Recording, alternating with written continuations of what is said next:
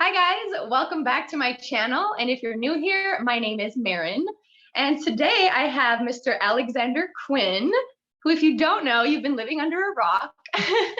No, but Alex is a man of many trades. He is a channeler, a tarot reader, an astrologer, and you just wrote a book called Starseeds, What It's All About, which I believe comes out the end of this month, right? Yeah, it was actually due to come out at the end of this month, but I think on some platforms, if you go to pre-order on Ozark Mountain Publishing, which is Dolores Cannon's platform where she sells all her books, you can get it there already. But on Amazon, I think it comes out next month. On some platforms like Goodread and Blackwell, so WH Smith, it comes out this month. So, but it's basically out. Yeah, it's basically out. I definitely want to pick that up. It looks so interesting. Do you want to tell my audience a little bit more about yourself and about your book? I would love to know more, and I will definitely link that down below for everybody. Yeah. But if you tell us a little bit what it's about and like a little bit more about who you are. Yeah, so I about some time back I started my journey, and I was starting to do healing work and clients, and I'd already been having ET contact experience and things, but the whole thing was growing and growing and growing. And then I remember I was sitting on a train going somewhere one day, and I suddenly got this vision of me and a book, and this book selling everywhere internationally. And I thought, oh wow, that seems like a bit of a crazy dream. And so I went back home that night, and I said, wow, is this where I'm meant to? Am I meant to be having a book that's going to sell all around the world? And if this is the case, give me a sign. So the next day, I get a text message from my mother, who was a psychic. And she says, listen, I've had straight up information come from my end. You got to write a book and you got to get on with it now. So why are you wasting time? And I hadn't spoken to her in about 3 weeks. So that was clear enough for me. And then, so I pretty much just lived in my bedroom for 6 months, like didn't answer the phone, cut the world off, and just knocked this out in 6 months and sent it off to a whole load of different publishers. One of these publishers in London, I won't mention their name, but they said, this book is useless. It'll never go anywhere.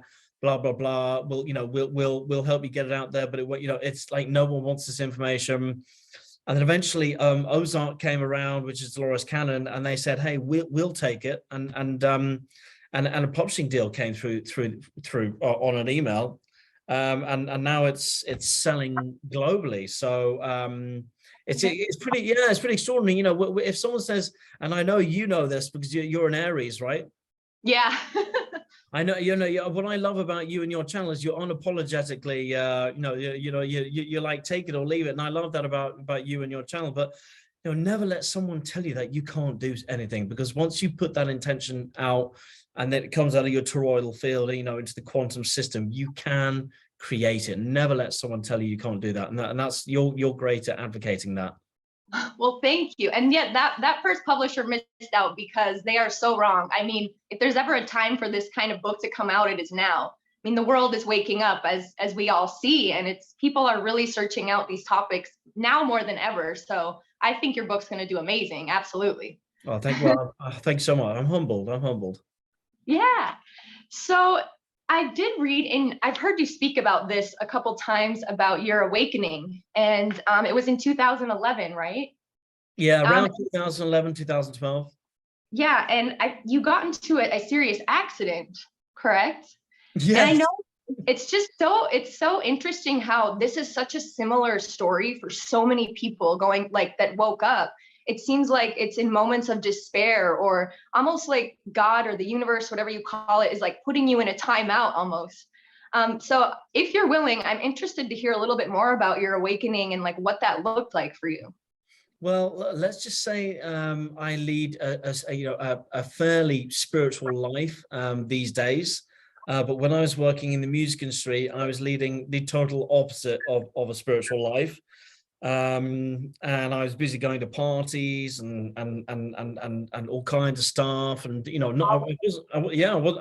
I still go to parties now, but I'm just not getting crazy and getting drunk and all the rest of it. but I still, I still like having a good time. You can still be spiritual, enjoy yourself. Yeah. Yeah, I was definitely, with a crowd of people that I would never mix with anymore. And, Right. a lot of my family are, my mother was a psychic. My great grandmother had a astrology column in a major newspaper here in the UK.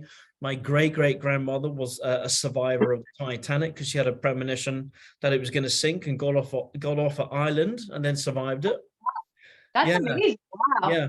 So everyone said, she said this ship is going to sink, and everyone, because it was meant to be an unsinkable ship, and she got off and survived. So this thing runs in the family. And I was never interested in being doing this kind of work. It never even crossed my mind. Oh, really? And, That's interesting. yeah, it never even crossed my. I never ever thought I'd be doing this kind of work ever. If someone said to me, if someone said to me 5-6 years ago, you'd be doing this work, I would have said, I would just said, I'm not interested. So, so I was in Nashville. I was there's a country singer who had some big hits around 95, 96 called Minnie McCready, and I was briefly dating her at the time, back in the day, before she fell off her perch and things got bad for her. And then we were at a very famous Christian singer-songwriter's house in Germantown, in a district of Nashville, where I used to live and work. And I was on his kitchen surface, like a granite surface, and I was reaching up to put something on a shelf, and I slipped down. And I was holding a glass at the time. The glass went in my face, cut up my face, and then I fell down, smashed my head on the surface, and there was a massive cut here. And I woke up with a towel wrapped around my head because I was bleeding so badly. And they rushed me to Vanderbilt Hospital, which was an amazing hospital. And they sewed me up, looked after me, spent the night there. And then I think there's a Tim Burton film, an animated Tim Burton film, The Prince's Bride or The Corpse's Bride or whatever. Yeah. She's all sewn up. I look like Yeah. that. I look like a rag doll that had been sewn up. And I was in my hotel room feeling very sorry for myself. And that's when I started seeing orbs. Becoming aware of another realm, another dimension after this trauma to my head, like post-traumatic stress syndrome. And then after that started like the long dark tea time of the soul, which is really a return of a remembrance back to who you are. But it can be shocking, because you suddenly realize that the illusion, or as I say, the delusion that you've been living in your whole life, suddenly you start to come out of it, and it's a shock. Yeah. That's what triggered all of that, and then from there it just more and more gifts started to switch on, and I was practicing more meditation, practicing more channeling, practicing more third eye activations, meditations, learning to allow spirit to come through me, getting out of my head, getting back into my heart. And then wrote the books, started the YouTube channel, and now I have the honor of talking to you. I think we started our channels around the same time, I believe. That's how we got connected, but I did not stay consistent, but you did. But so around that time of your accident, if I'm correct, is that when you started, because you speak to Arcturians, is that right? Yeah. I mean, I resonated with the Arcturians for a very long time, and recently the Mantis have actually come in recently, and actually at this moment in time we're getting a lot of soul guides are being swapped right now, being swapped and upgraded. So there's a few people I know in the field. One is Michelle Fielding, who's an angelic channel. I was speaking to her the other day. Yeah, I love her. Yeah. And she was saying, my guides haven't been here. They're swapping them over at this moment in time. And I was saying to her, that's so weird, because I've been resonating with the Arcturians for a very long time, and formulating and relaying messages from them.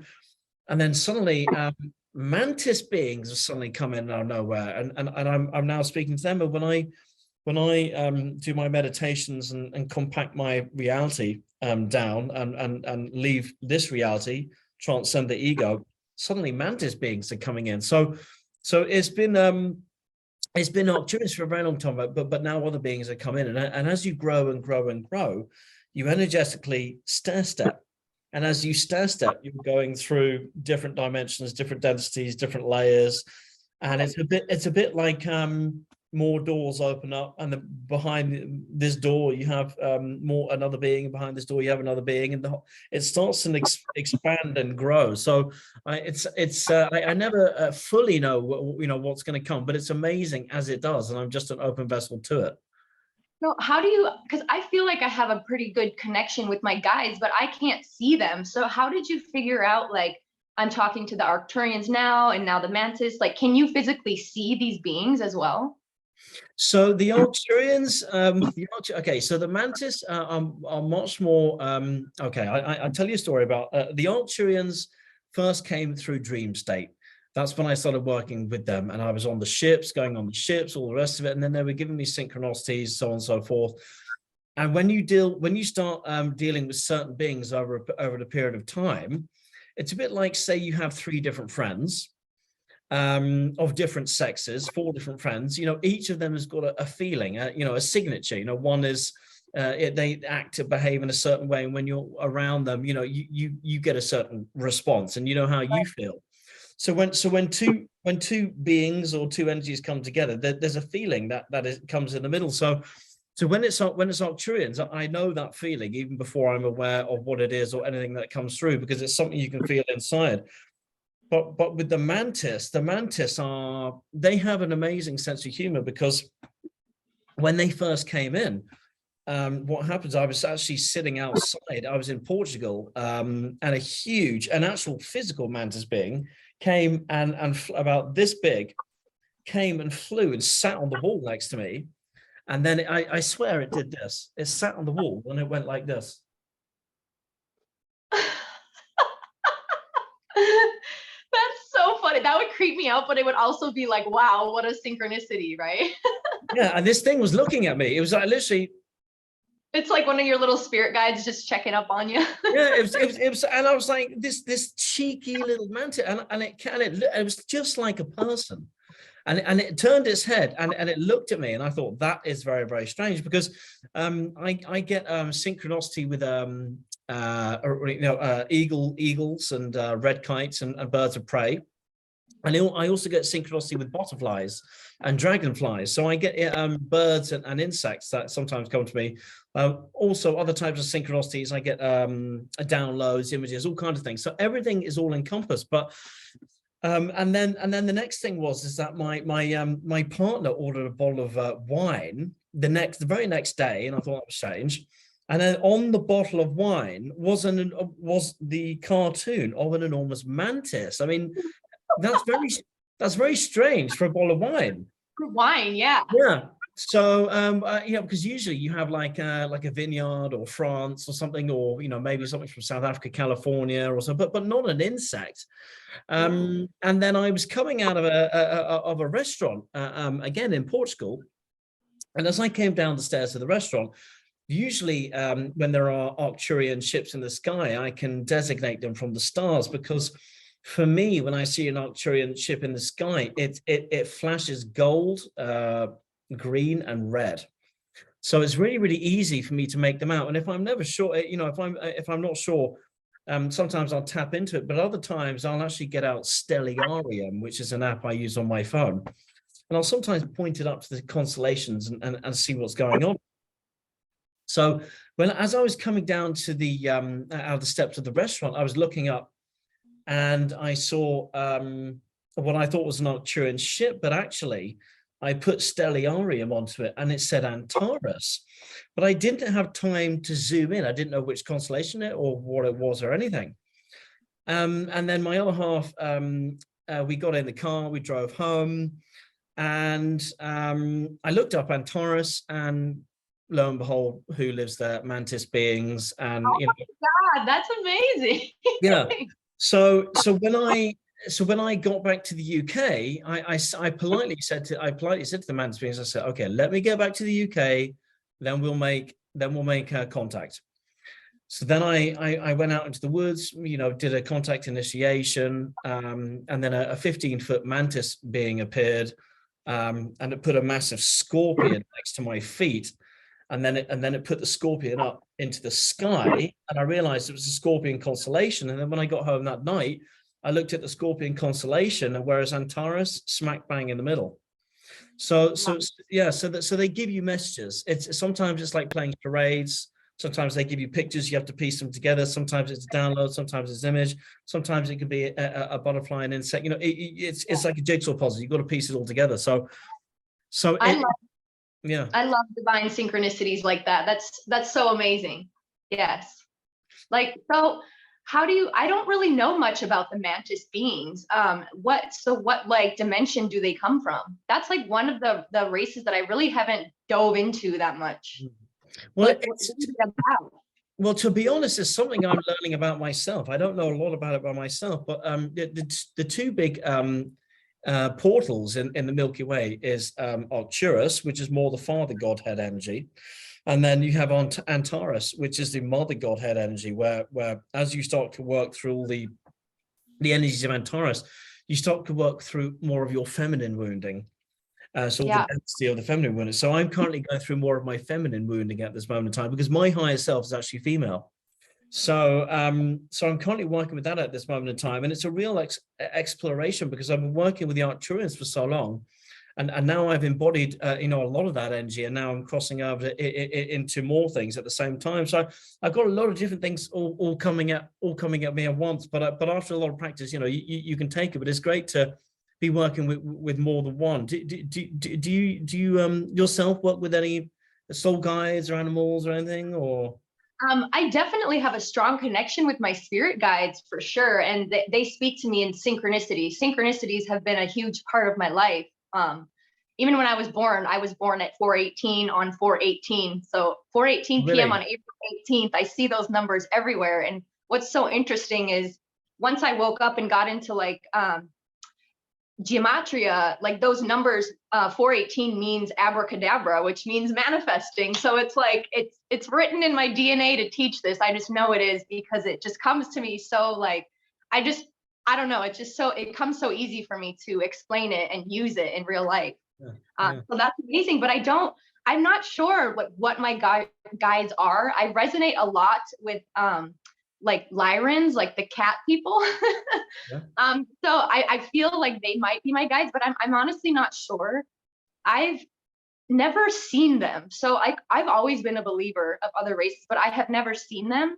And somebody said something recently that really resonated with me. And she was like, you know, my guides came to me in a dream and they said that they don't ever show themselves in your waking state because you would get homesick and you wouldn't want to stay here anymore. And I was like, oh, that resonates. That resonates.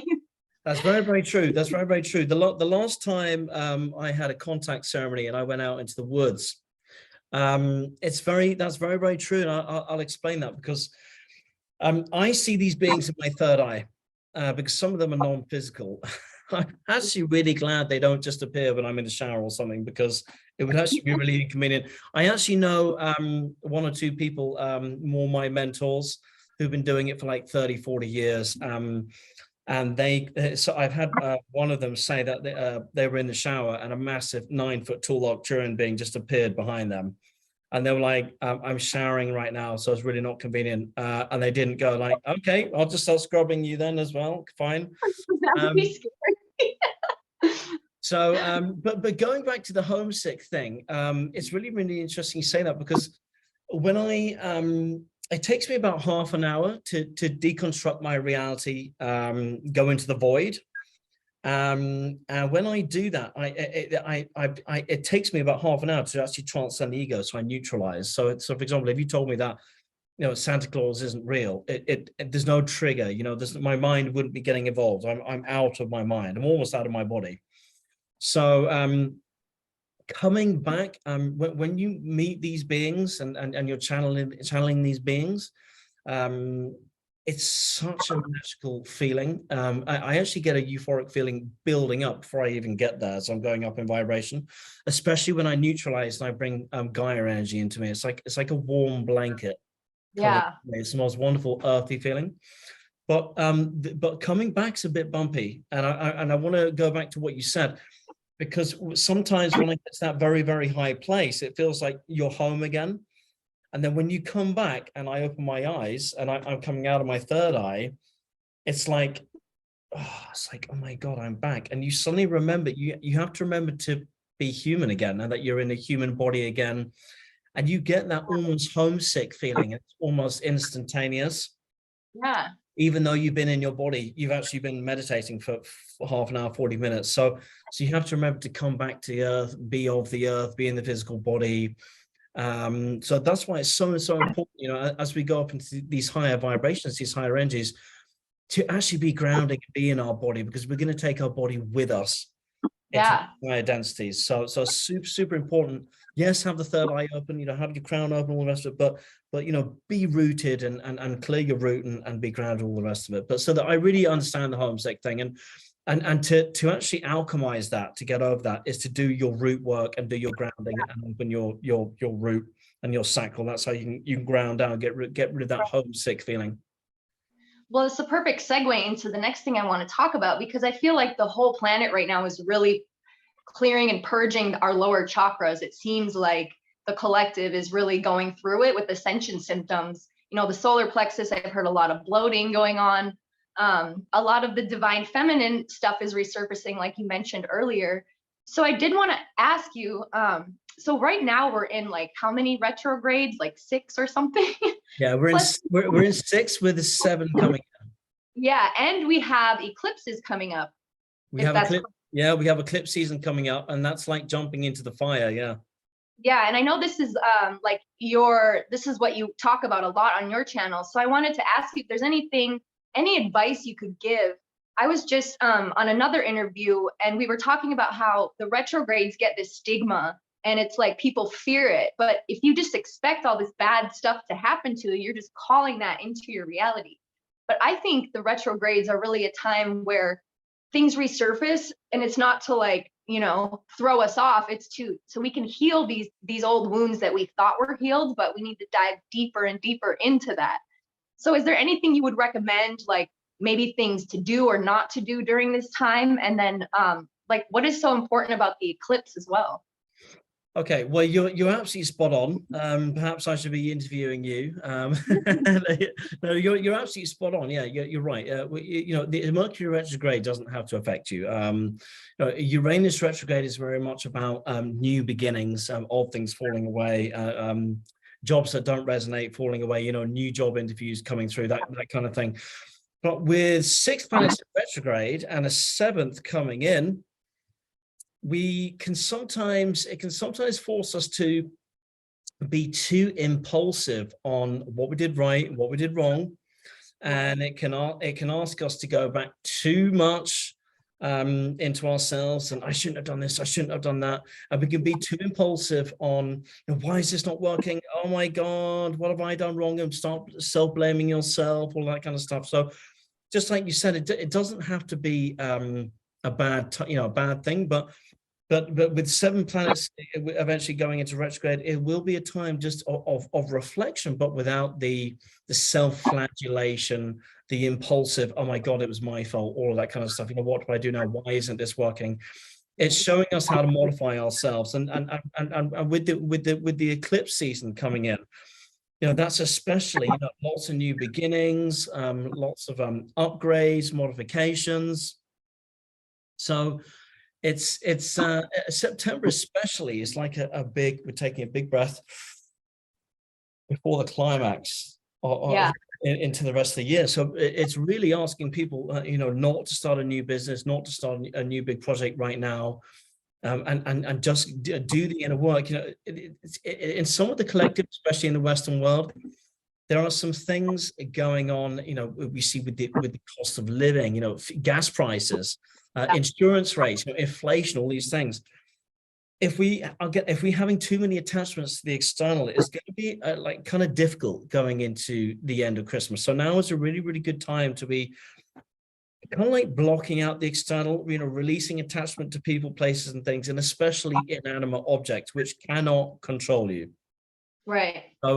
So staying in heart energy, the higher heart energy. For example, that's when I'm talking to mantis beings or Arcturians or whatever. You know, I have to take my mind out of the equation, because the ego will sabotage us. It shuts us down. It says, you can't do that. That's not real. I can't manifest this, you know, so on and so forth. So we got to stay in that high heart intelligence, especially going into December, because that's your banker as well. You know, that's where your manifestation is, your high heart intelligence, which is pushed through from your solar plexus. And a few people's solar plexus are having a bit of wobble, like you said, and they're having the digestion issues and bit, but that's partly because of the upgrades we got as well. So, so there is a lot happening. Right now, we're also having a massive heart expansion energy at this moment in time. You know, people are getting the heart flutters again. Yeah. And sometimes people get a little bit of pain in the chest. It's because your actual soul heart is way bigger than your human heart, way bigger. So energetically, when you start to expand your heart, it's way bigger than your human heart is. So it's physically, energetically pushing the barriers of your actual human heart. And that's why people get chest pains, heart palpitations, heart flutters, tightness in the chest, along with the ringing and so on and so forth. I was going to interrupt you for a second. It's so interesting you're saying this, because right now an ascension symptom is feeling your heart chakra in your back. And for me, when I heard that, I was like, oh my God, because I've had this knot in my back, like directly where my heart would be back there for a week. And almost every like awakened friend that I have is feeling that as well. Yeah. So we're definitely like opening our hearts right now. That I for sure resonate with that. Absolutely. Yeah. And it comes in waves. It comes in waves. Yeah. Also, if you're going to go into a group of people, sometimes you get the heart expansion then, because your heart has to actually expand before you get to go in a group of people. So some people can get the heart flutters and all that sort of thing before they go into a crowd or a group of people they're going to work with, because they actually have to. The heart actually has to expand in order to do the work. Wow, that's interesting, because right now I still work another job. I work at a concert venue, which is a large group of people every time I'm there. And it's resonating so much that you just said that, because right before like I'm walking into work, I always almost get like a feeling of being nervous, but it's like, I'm not nervous. I've worked there for years. So that makes so much sense. That's probably what it is. Wow, that's really cool. Yeah, it could be. I mean, don't forget to do your grounding. You know, grounding is so underrated, so underrated. And also just speak to your heart. You know, sometimes if I'm getting heart flutters, I just bring my Arcturian down, give it the codes, just tell it to calm down. But you can say it in English as well. You know, the language of your body is the same language you speak. You know, your body understands your language. So just don't be afraid just to speak to whatever. And you don't have to speak light language to bring in codes.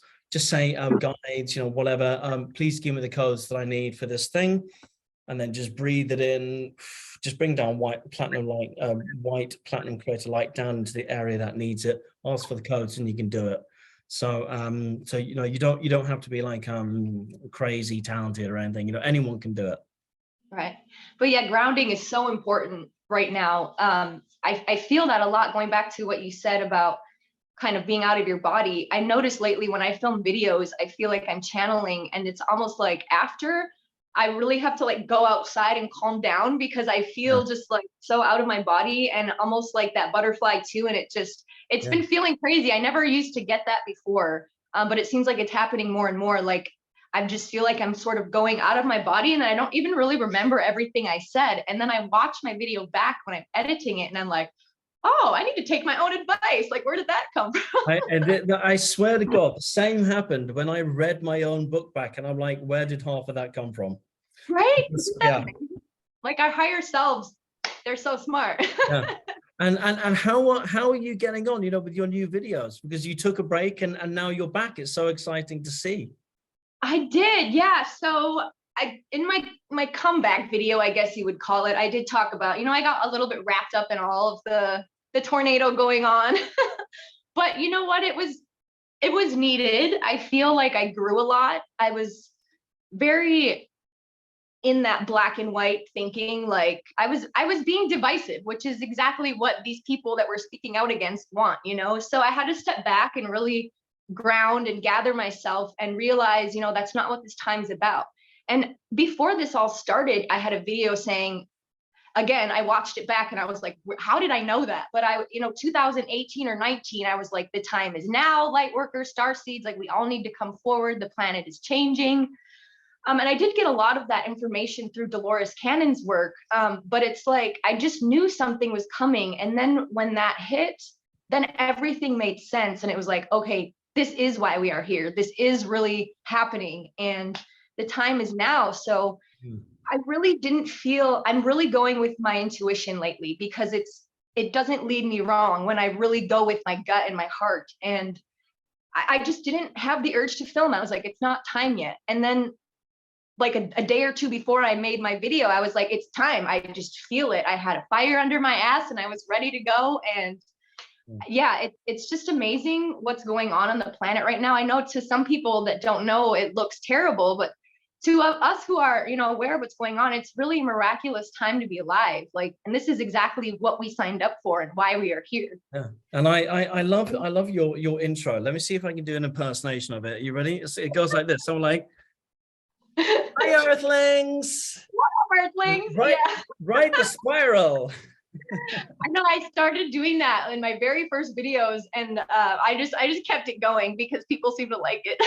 Yeah. That's great. But so I wanted to go back to what you said. It caught my ear when you talked about we are taking these bodies with us. So I don't know if you follow, there's some other people out here talking about these kind of things, like Ishmael Perez saying that these are our last bodies. Like, we will not be reincarnating anymore. We're actually going to take the physical body and merge it with that soul. So do you believe that? Do you think these are our last bodies? Yeah, I mean, Ismail Perez is a very, very interesting guy. He emailed me, and we were going to do an interview, and for whatever reason that that's been on the back burner, because I've been so busy. We won't have bodies like this again for a very, well, maybe ever. Maybe not, certainly not while we're on Earth, because our bodies are going to be crystallized, but they're diamondizing as well because of all the upgrades. We're going from 2-strand to 12-strand. We have 24 chromosomes. The 23 with the 24th is quantum. So there are parts of us, which are changing. Our craniums are slowly getting bigger. Some of these star children that are coming in have got these huge, expansive eyes, and when they look at you, they just see straight through you. So in some respect, yeah, our body is changing. It is different, and our body, we're going to have slightly less hair, actually on the extremities and things. But also, that's going to be changing on Earth, but in terms of actual hundreds and thousands of years from now. I'm not talking instantly, but there are animals which will, through free will, actually leave the creation story. And then there will be new animals, new flora, new fauna coming in. So our bodies are actually rapidly changing at this moment in time. And that's why people are, getting, when we're getting these massive downloads, we're getting the headaches.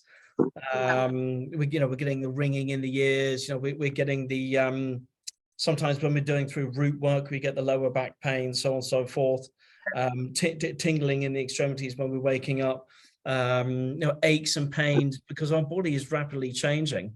And the way we're getting rid of some of these, this unwanted DNA is we actually pee it out, and we sweat it out as well. So that's why it's really, really important to keep drinking a lot of water, so we can get rid of all the discarded cells that we're not needing anymore, but also because water is a conduit. And we need a conduit not only to drink it, but actually bathe in it. When energies are very, very high, I bathe in a lot of water, and I drink a lot of water because it's a conduit that helps you. But also, we live in an emotional body. We are not our body, but we live in an emotional body.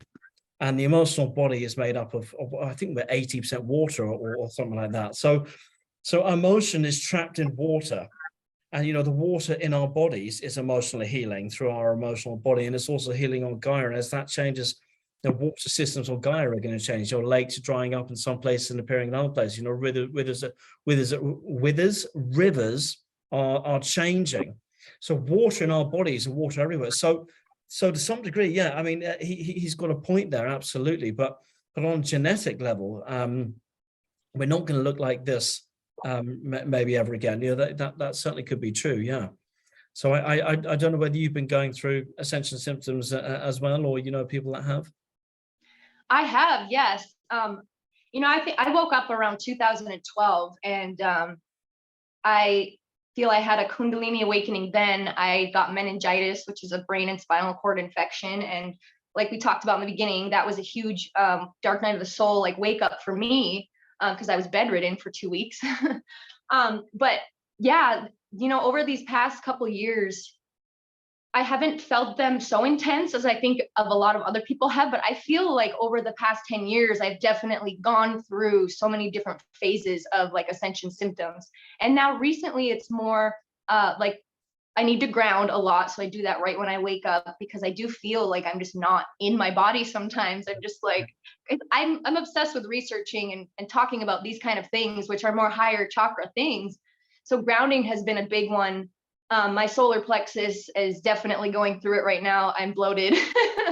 But yeah, and definitely, there's been weeks where I'm exhausted and I sleep, and there's weeks where I cannot sleep. It's like 5 hours and I wake up, and usually I'm an 8 to 10 hour sleeper. So it's been a little all over the place, but I love it. Like we are here for this. And I was, I was kind of bored with this reality before all of this. So like this is an exciting time. It's exactly why we are here right now. So I'm like, bring on the ascension symptoms. They don't scare me. So careful what you wish for.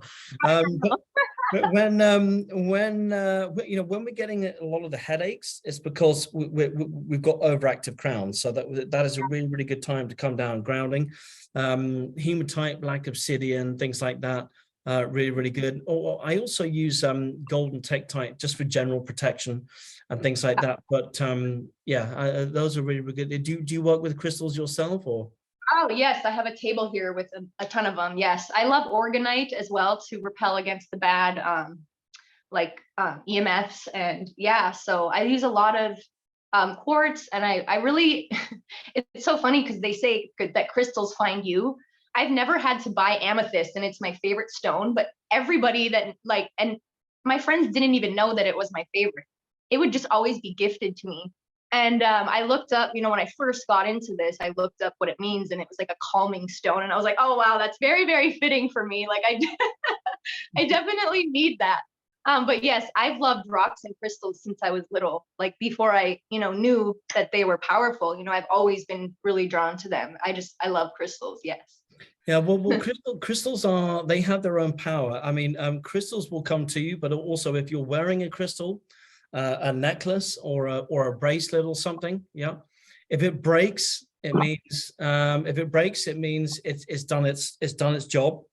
So you need to take it off, and you need to bury it in the ground. Wow, I never knew. Yeah, and then give it back to the earth. Because if you're wearing a crystal, or if you're using a crystal and either the necklace snaps or if the crystal breaks, it's done. It's absorbed all the energy it can absorb, and it's done its work. So you have to bury it in the ground. You give it back to the earth, and then you keep its power, and then it's alchemized back down into Gaia. It's very, very interesting and very, very true what you say. Crystals can come to you, but they can also leave you.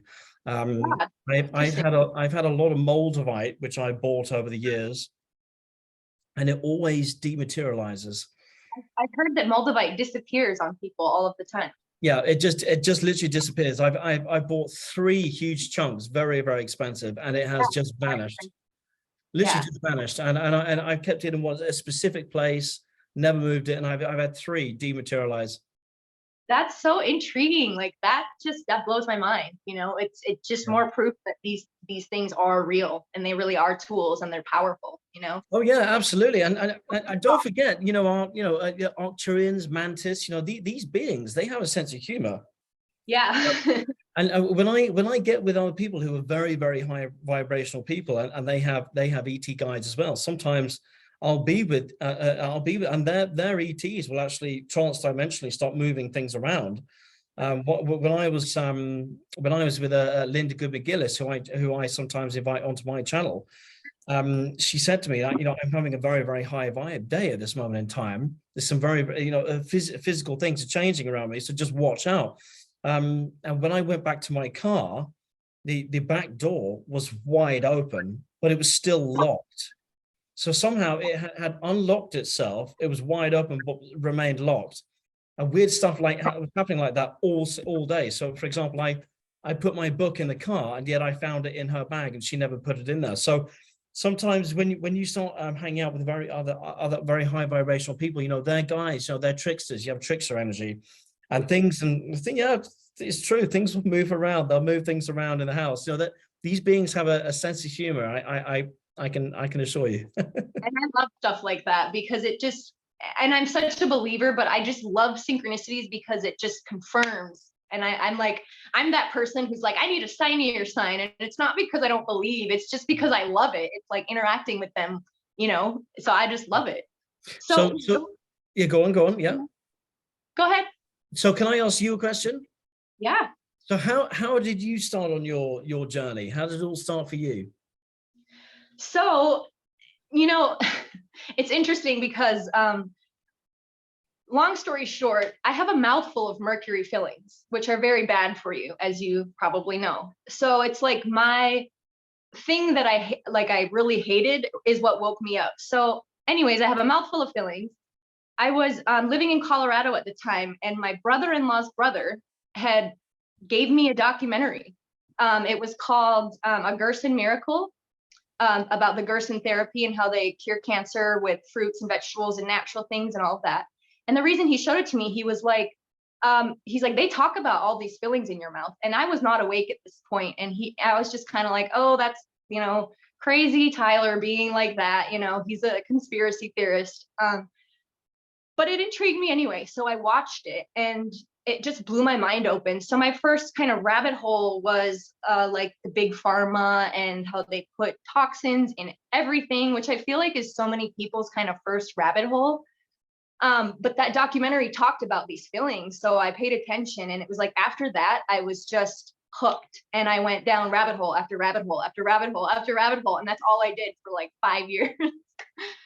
And yeah, and what's so amazing about rabbit holes is I feel they always lead in a circle to spirituality somehow, because then I came across the law of attraction.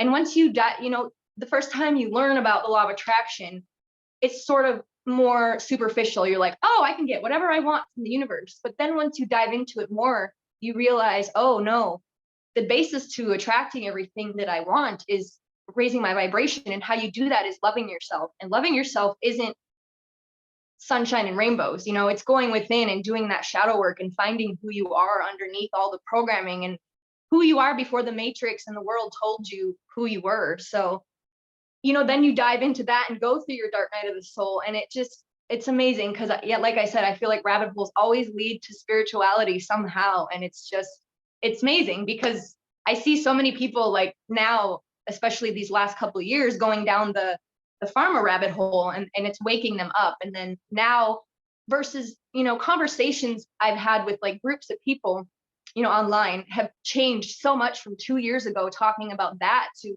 now we're talking about, channeling off-worlders and so much. So I can't even imagine in 2 more years what the world's going to look like. Yeah. Yeah. And I know we're going on an hour here, so I just wanted to ask you one more question. You did a video recently about the Japanese ikigai. I think I'm saying that right. Yeah. Sort of about what we're talking about. How it's like their concept about you being born with a life purpose. I loved that video because I firmly do believe that. And I say that in all my videos, like, we are the light workers. We are meant for this. We are here for this time. And I feel so many people right now are so lost, and they're waking up and they're in these jobs that they hate, and they're understanding that the world is more than this. Like, we didn't come here to work some job we hate, pay bills, and die. That is not why we are here. So I loved that video. So I just wanted you to maybe go more into that. Like, what could you recommend people do? I have a lot of friends right now who are struggling because they quit their job because they didn't want to take medicine that was being forced. And they're really lost of how to transition, into a more spiritual based career, and they don't really know how to go about it. Like, so what would you recommend how people find their purpose and like their meaning? Yeah. Okay. Wow. That's a big question. Have we got another hour? Well, I mean, I know that it's a big question, but if you could just say a couple things just to sort of get their ball rolling. Yeah. I mean, regards, if people want to go into spiritual work, are they a healer? Are they a reader? Are they both? Are they a medium? All mediums are psychics, but not all psychics are mediums. What is their forte? Are they going to be a Reiki master? Sometimes you have to just start on one modality first, because then as you open one box, other boxes open up. I first started, the very first thing I started off with, a lot of people in the spiritual community will tell you that, you know, it's supposedly the lowest vibrational type of help you can give people. But I started off with tarot readings.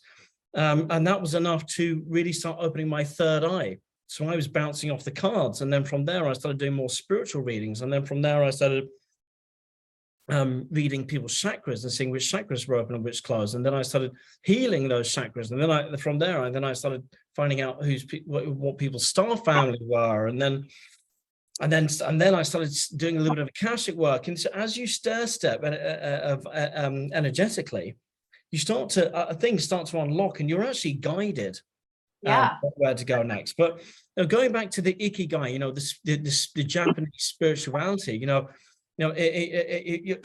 we are, what we're going to be most successful at is in our authenticity.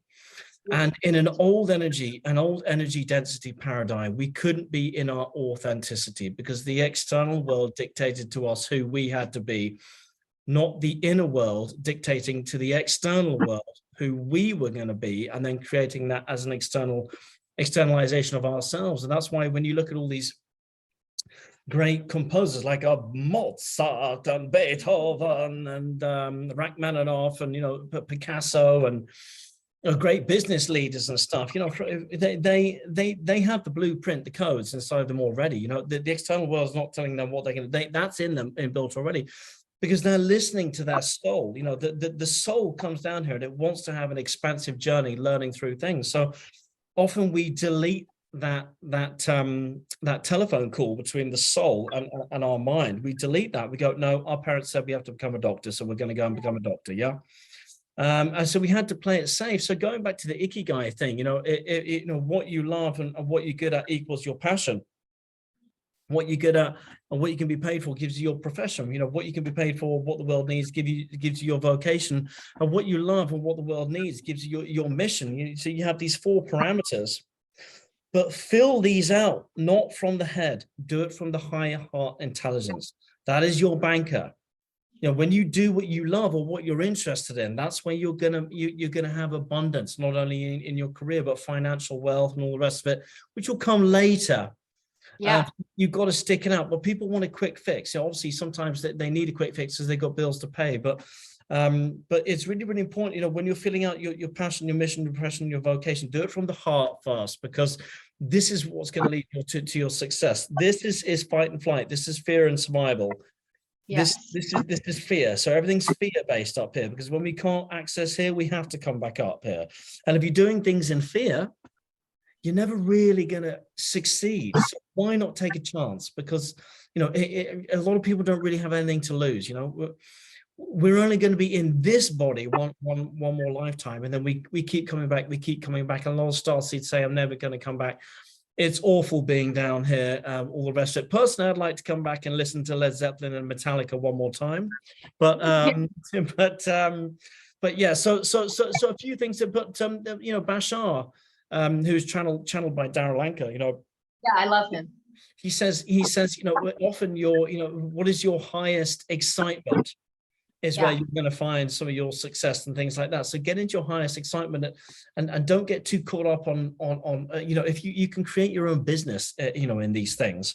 It doesn't have to be a 9-to-5 salaried employee thing where you go and work for someone else and that's it. You know, people are getting creative these days, you know, start a YouTube channel or do something on Facebook, or, you know, get clients on Zoom, you know, like I do. There's so many different ways. You know, the world is changing, and the win really is truly in your sales. And obviously, watch your channel, watch my channel, and yeah, and that'll help as well. Yeah, and it's something I push so hard on my social media platforms, is living in your authenticity. Like, be you, because there is nobody else on the planet that is you. Like, that is your superpower. You came here with a unique gift for the world.